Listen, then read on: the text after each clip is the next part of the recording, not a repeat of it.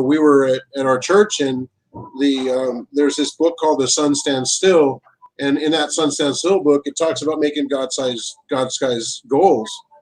And I made a God-sized goal in the fact that, hey, I want to have the largest financial literacy company in Hawaii. I wanted to do more. I wanted to be able to, invest in real estate, get myself going, be able to provide for my family, but also be able to give back in the legacy side. Because when I started this program, I saw the nonprofit and the foundations and the stuff.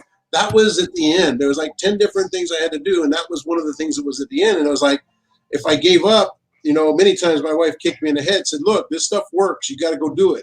You got to keep pushing. You got to keep pushing. And so in 2012, we made that goal. And I think 2012, by that time, we had about 9 properties. And from 2012 to 2015 or 2014, we went from 9 properties to 50 houses.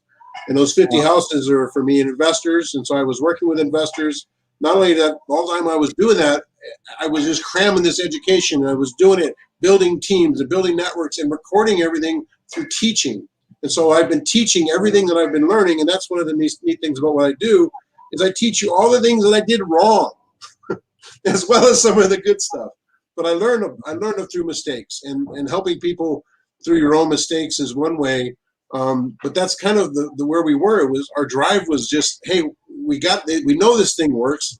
You just got to push forward. And one of my famous statements is activity creates activity. In 2012, if I sat back and just, woe is me, I would have never got there. And even during this COVID situation, we sat back and it's crazy, but we just started doing things, and just activity creates activity. And all of a sudden you get so busy that you don't have time for anything. But if you sat back, you're not going to get anywhere. So you had to move forward. You have to have that motivation to keep pushing.